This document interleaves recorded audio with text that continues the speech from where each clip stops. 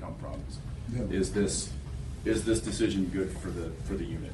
You know, is this good for us? If it's good for us, it's going to be good for the show. If it's good for the show, it's going to be hopefully accepted by the fans, and then we'll continue to move us forward. And I think that he and I understand that it's bigger than us.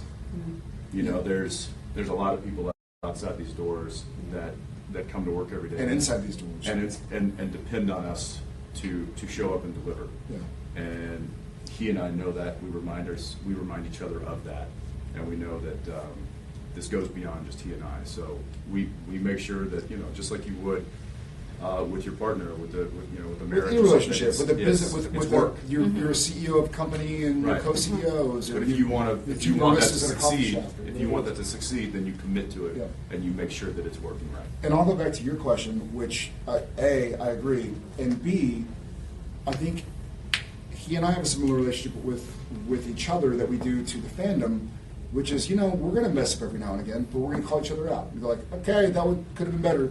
So he's called me up or talked to me in person, been like, buddy, like, buck up. Like, you're not being your best you, and vice versa. Mm-hmm. And to be able to trust somebody, it's the trust. Like, the fandom trusts the Supernatural group in general, whether it's the writers, the cast, the crew, the producers, whatever. And we trust each other. So if Ackles, the other day, we were doing a scene last Thursday or something, and Ackles comes up and he's like, hey, dude, pulls me aside. He's like, dude, think about this. Like, maybe you're talking about it this way instead of that way. And I was like, sweet, done.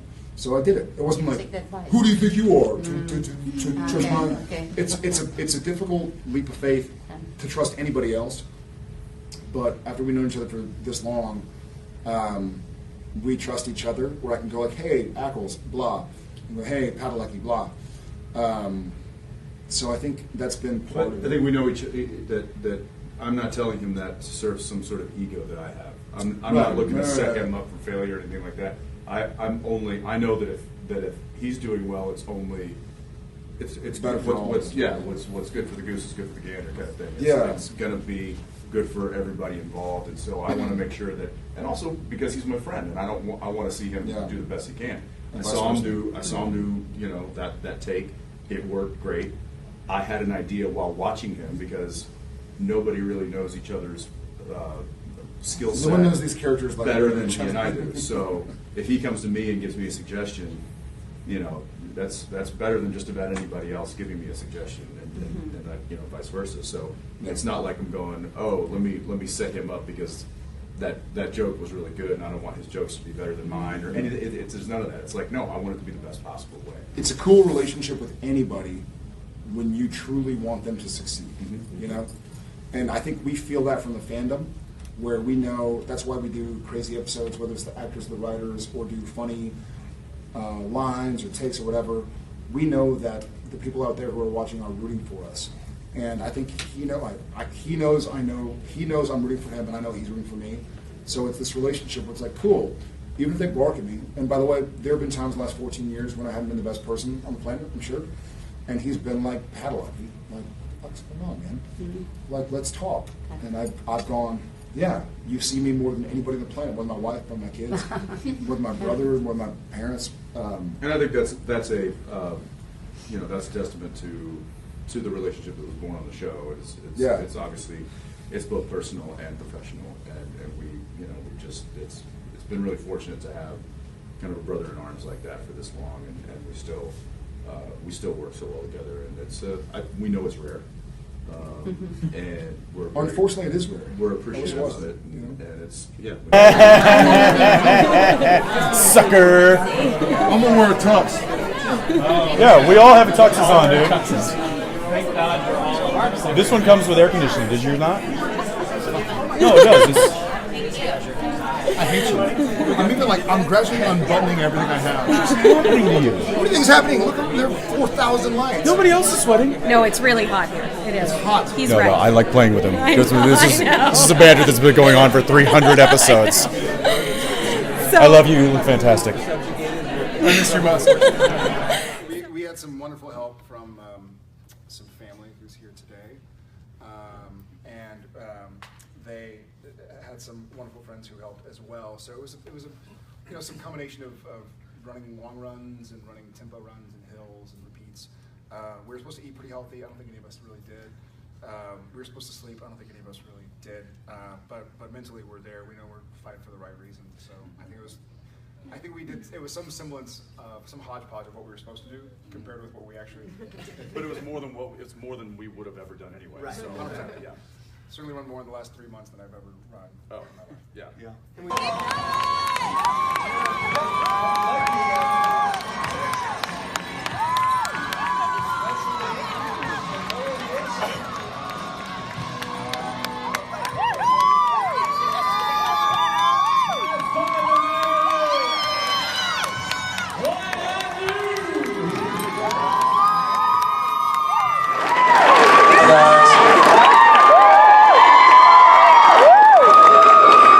This is a little funny behind the scenes story. So I was just back there I worked out this morning and I was doing pull-ups, so I put my ring into my shorts, and I realized right before we were coming to stage that my ring was still in my shorts, which were in the car, and so there's like a big scramble. I was like, I don't want to go out there and start this rumor mill. Like, why are you wearing this ring? So I was just digging through my dirty clothes. Apologies ahead of time. Crisis averted. We are officially 3 days into our 13th episode of the season, also known as our 300th episode of the show. So, exciting times. Would you like to tell them what it's about? Nope. Take it over. I guess that's that. There are some surprises. There's some great little Easter eggs in the 300th episode, but I'm not going to ruin that for y'all. So, just I will ruin it. So, shall I? I haven't read it yet, so I decided to approach it like Jensen approaches episodes, and kind of reading it one word at a time. yeah, just read your stuff. That's Special scripts printed up with just my lines. Walked right into that one, didn't you? Who hits? So, in the Christmas spirit, 1, what's your favorite Christmas movie? And 2, there's only one right answer to this part. Is Die Hard a Christmas movie? I think Die Hard's one of the top 5 Christmas movies. My favorite Christmas movie, God. I have 3 that I have to watch every year. Christmas Cottage. No. I'm not. Point. Okay, 1, 0. It vacillates between Home Alone, Christmas Vacation, and Love Actually. And I have a funny story about Love Actually. So I went from Africa, where I shot Flight of the Phoenix, and flew straight to Australia to shoot House of Wax. And Africa, where I was in Swakopmund Bay in Namibia, there was a movie house, which was, it was basically like somebody's garage, and had a movie theater. There were 2 movies that were playing, Love Actually, and I forget the second one. I think it was one with Orlando Bloom. Anyways. And so I had watched it over and over and over again, because that's all there was to do. You could either run on the sand, or run from lions, or watch Love Actually. And I just loved the movie. And so I'm sitting there in the House of Wax. I played Alicia Cuthbert's boyfriend, and I'm sitting talking about the movie, and I'm like, it's great, this and that, and she's giving me this really funny look. I'm like, what? I'm serious, it's great, you gotta see it. And she's like, are you kidding? I'm like, no, I'm not kidding, it's a great movie. And she goes, I'm in it. I was like, that's right, you are in it. Just slink back into the shadows. Mr. Ackles, what's the best Christmas movie of all time? I don't know. You do know. I will say that I just recently put on Home Alone with my 5-year-old. That's not appropriate. I thought it was great up until this little kid looks to his mother and goes, I hope I never see any of you jerks again. I'm like, ooh, where's Polar Express? There's some, and I immediately turned to JJ and I was like, ooh, to see that with, she's like, that wasn't very nice. I'm like, no, that was not nice. And guess what? He's gonna wake up tomorrow and his family has disappeared. And then before she could realize that that was, that they had just left him at home alone, I turned it. So she thinks that he made his family disappear by calling them all jerks. And hopefully there was a lesson learned there. Just don't show your 5-year-old that movie yet. Maybe wait till they're a little older to where they can understand it. But Christmas Vacation is a go-to. And obviously Die Hard. There is, I'm kind of a sucker for, do you guys ever see Scrooge? So Scrooged with Bill Murray. Amazing. But then Scrooge with Albert Finney is like, in my opinion, like one of the best versions of that story. So anyway, there you go. But your favorite, I thought you had a different favorite that I've never seen. It's not it was certainly one that I will always watch in the holidays. That's Elf with Will Ferrell. He's never seen it. Yeah, exactly. Yeah, point deduction. I didn't have a point yet. She got the point. You're -0. You're in negatives. What's your favorite? That's a great one. Christmas Vacation. Yeah. All right. Good one. All right. Hey, look, it's a deer. Also, probably not okay for a 5-year-old. Probably not. But I think going into that movie that's might be a little, a little dicey. A little hairy. Be more like a test kitchen. Yeah. Good. Cool. Sorry, we're making you run forward and back and forth. Just yell. We're sadistic. What do you guys love and hate most about your characters? Jensen, you want to start this?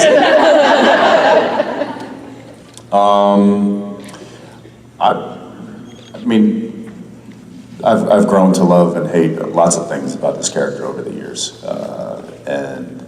but I would say, off the top of my head, one of the things that I love about him is one of the reasons that I was attracted to him early on. He's character, and it's really his bone structure.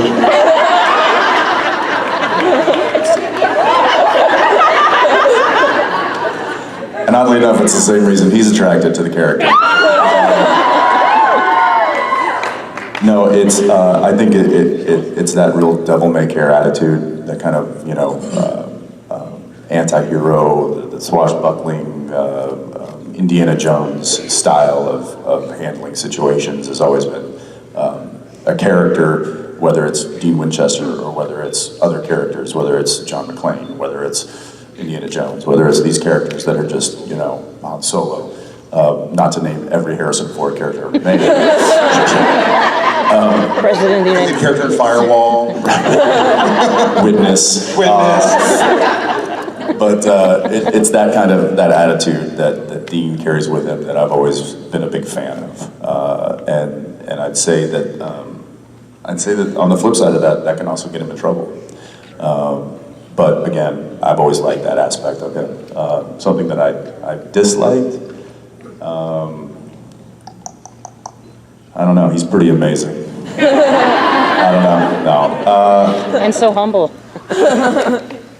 He could use a new pair of boots. He's had the same boots for like 10 years.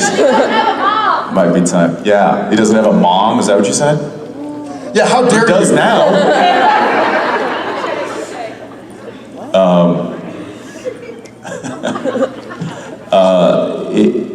I would say that, I don't know, what I hate about him. Here, think about it. For Sam, I like the way he approaches, much like he likes the way Dean approaches a case. I love the way Sam approaches a case. He's a compassionate guy, he's an empathetic guy, so he's not going in with guns blazing, he kind of takes a more academic approach. What I don't like about him is because he takes a more academic approach, he's always getting beat up. So I've had the unique joy of putting on a lot of blood on my face and my parts of me. So maybe if he stopped getting beat up so much. He just keeps his gun on a bungee.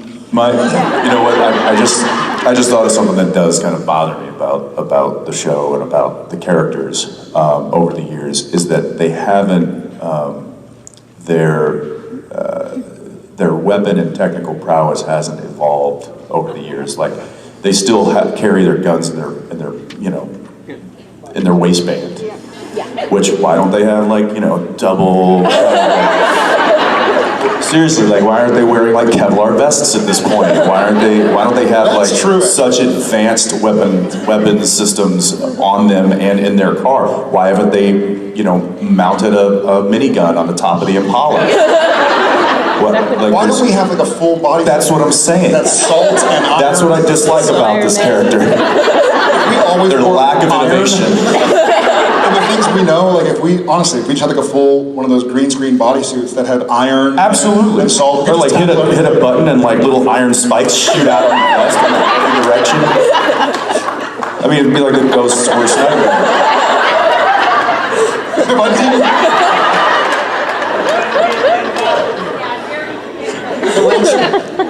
Hello, Casper. Hug me. So I don't know. That could certainly that would have been nice to have that evolve over the years. But we haven't adapted very well. We have not adapted. We've just survived. At least basically. the salted hula hoop, where we're just kind of walking around. Yeah. That would have been great. You just fill up a hula hoop full of salt and just.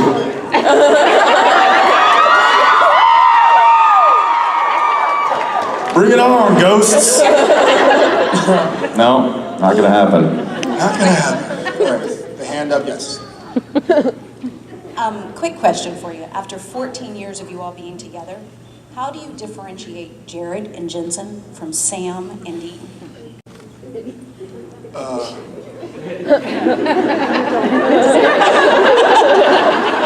One wears beanies and one doesn't.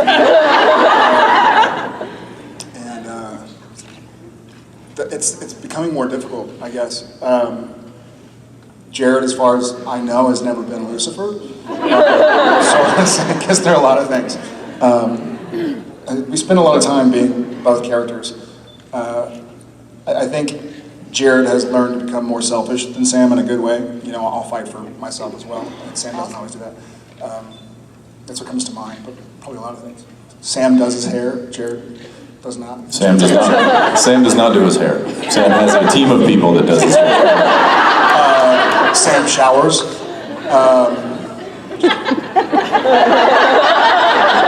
That's not true either. Unless you shower as Sam. Yeah, girl. Well, things just got better. Anime? I was going to say over the past 14 years, it's probably become easier because we have, when the cameras are rolling and they yell action, we snap into character pretty easily, pretty quickly. When they yell cut, we snap back. And I think the earlier part of the season, maybe we try to stay in character a little bit more just to kind of remember what to do. Yeah. So, and as we've gotten more comfortable and more kind of in touch with who these characters are, we've been able to kind of separate them a little bit more from who we are personally. And so yeah, it's when talking about his and I's relationship, there are two different relationships. There's Jensen and Jared, and then there's the relationship we have as brothers, Sam and Dean. So, and I think we've been able to separate those fairly well over the years, and I think it's even gotten easier. Real quick, my husband has bared with me through this whole convention. Thank you. He's dying to know who is the big spoon and who's the little spoon. Here's the conundrum. Double big spoons. The real question is who's the spoon and who's the fork? Another conundrum. Double sporks. Really just a butter knife. How do you guys prepare for emotionally taxing scenes, and how do you connect to the scenes? Well, as an actress, he would have to answer that question. Have another coffee. You know what? My response kind of goes back to his response to the prior question, which is it's become easier to kind of get into, I think early on, you kind of try all the tricks, you try emotional recall, memory recall, and whatnot, but the more comfortable you are with the character and what they're going through, the easier it is. And we've talked about this together. My least favorite thing that any script can ever say is they cry. Sam cries. Because in the past, there have been scenes where it says, Sam breaks down and cries or whatever, a tear drops, and then all you're thinking about is like, oh, I have to get to a place to cry, and it becomes kind of forced. A lot of the scenes where Sam and or Dean have broken down and actually cried, that was nowhere near the script. It just happened as a character. And conversely, sometimes when it says they break down, it didn't feel like a time when it would have been appropriate to break down. So it's kind of a very, it's a moment by moment, scene by scene decision. And if you feel it that day, and if your character's going through something, I guess be true to what you're feeling. Because there's nothing worse than somebody going like, oh God, I have to cry, and trying to force it, when you're just not feeling it. And Robert De Niro said something one time, something to the effect of, and I'm going to sort of bastardize this a little bit, but something to the effect of, human beings try not to cry, they don't try to cry. So seeing somebody try to get to the place where they're crying, it just feels fake. Most people when they break down are actually trying to kind of Hold it together and be tough through it. And I think that's much more dynamic and interesting as a fan of the craft of acting, I suppose. Yeah, I agree with that. In fact, if you ever see, she cries in a script, just change that to gets emotional. Yeah. Because you can be emotional and not have to do the waterworks. Sometimes it won't say that at all, and you'll feel emotional because of whatever the scene is giving you or what you're feeling from the other person that you're working with, and that can also get you. But I would say, at the very basis, be available for that. Be emotionally available when you walk on scene, when you walk on set. Don't have your lines and your delivery so over-rehearsed that there's only one way you're going to do it. Rigid. Be available for what the scene, for those little magic moments that might reveal themselves during the scene, so that you can use those and you can accept those, and those can actually be a part of your performance. There are many times, many scenes where we run the lines, 5-6 times, then we get on set and we start putting emotion behind those words, and all of a sudden it becomes a completely different scene, something that we hadn't even thought of. And it's because he and I are both available for that emotion to surface. That said, I did a scene in the last episode we just shot, which will be episode 12, where Dean's in a bad spot physically, and it wasn't written emotional like it was, but it was written. There was, I would say, scared, and that got me very emotional. So much so that when I was done doing this little scene, I had several crew people come up with tears in their eyes. Oh, wow. And they were like, that just freaked me out. And so, look for that. But that was one of those. That was one of those scenes where you don't expect it to happen, and then all of a sudden you're in this scene and you realize the weight and the gravity of what is happening to this character, and it just became very heavy, and it was like almost this weight was on my shoulders, and it got me emotional for Dean, which then in turn Dean got emotional. Yeah. Thank you. That's like a Frankenception.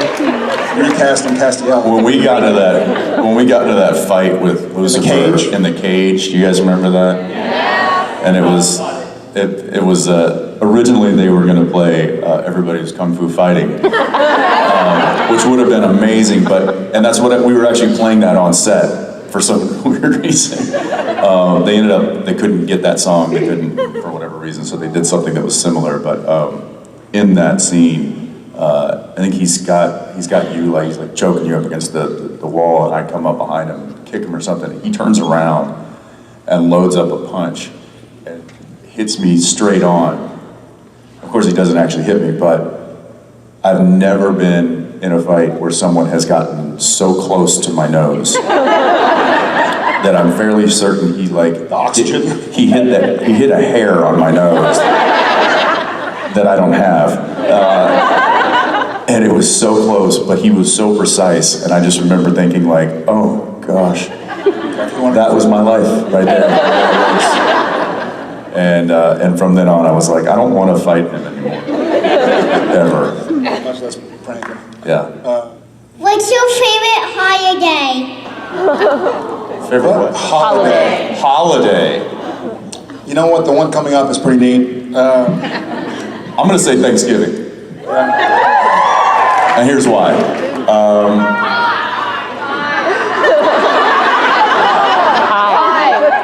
Never mind, apparently you know.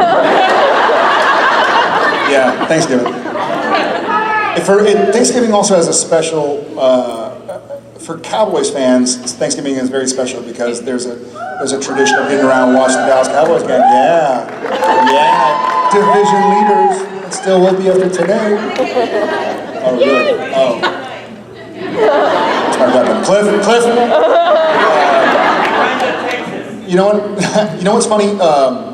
One of the reasons I like Thanksgiving is because everybody can celebrate it. You know, it's not a religious holiday so much. So, you know, you can have turkey with your Jewish friends and your Islamic friends and whomever. So I feel like it's more everybody can kind of take part. And there's also, I think when Thanksgiving comes around, the anticipation for Christmas builds also. And so Christmas I love. I end up spending too much time shopping. You know? So. You mean the week prior to Christmas? Yes, exactly. Yeah. But yeah. He doesn't think about it until, like me. Yeah. It's like, oh, it's December 15th. I should probably start buying Christmas presents. I'll start in a couple of days. Yeah, I still got 5 days. What's your favorite? Okay, this is a serious question, but Jensen? Thank God. Okay, hang on. What was it like to finally get to be able to play Michael? Terrifying. Because I've never played another character on the show. I've only played different versions of Dean. So to actually play somebody completely different was challenging, a little frightening, exciting. I was a little unsure about how it all was going to kind of unfold until it did. So I was thankful to have directors that knew me and that I have a history with, a relationship with, Tom Wright, Richard Spate, that could kind of watch my back and help me kind of craft this performance. And I will say that it's not done yet. Yeah. On that note, I think that's... On that note, I think that's it. Do we have to go? Before we say other things that could get us fired, I'm going to go ahead. Yeah. I'm just kidding. Yeah, or I'm just kidding and it never happens again. Gotta go. Bye so much. Thank you guys. We'll see y'all soon. See ya.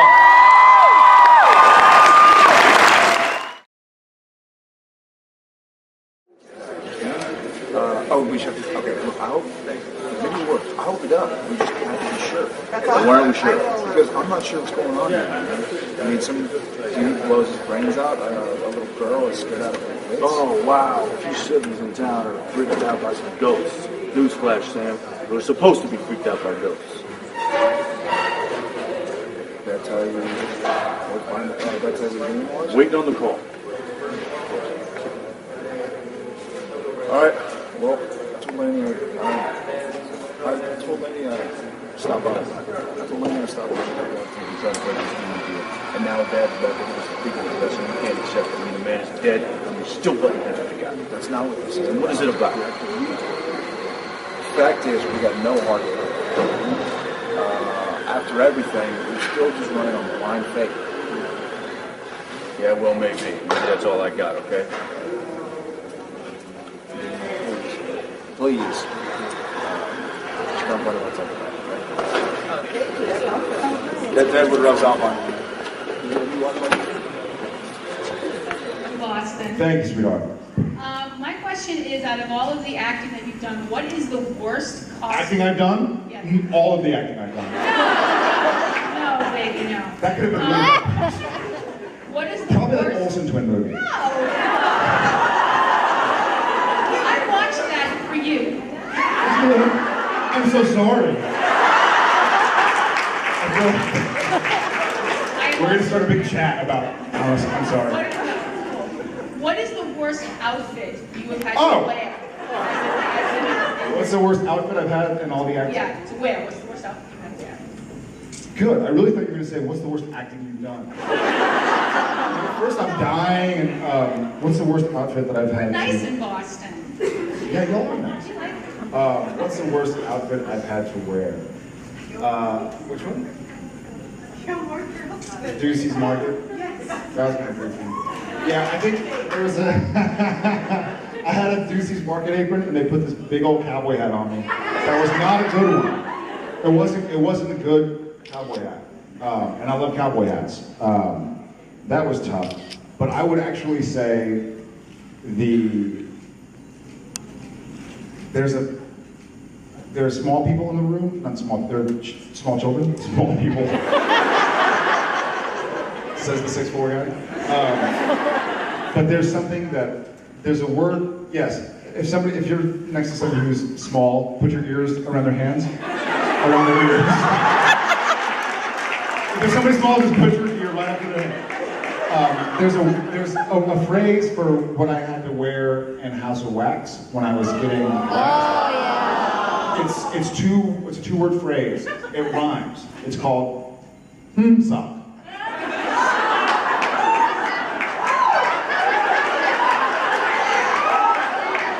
They make that in your size?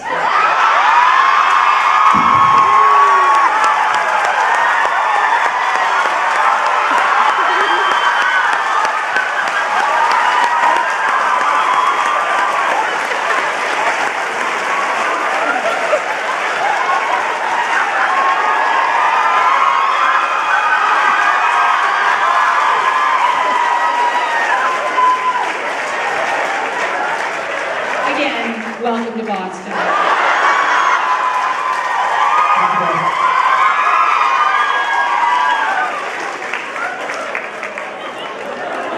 I can't even answer that question. I'm gonna let that die a perfect death.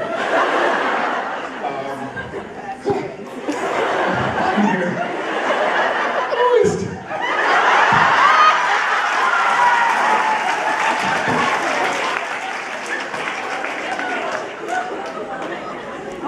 You may now take your ears off their hands. Thank you.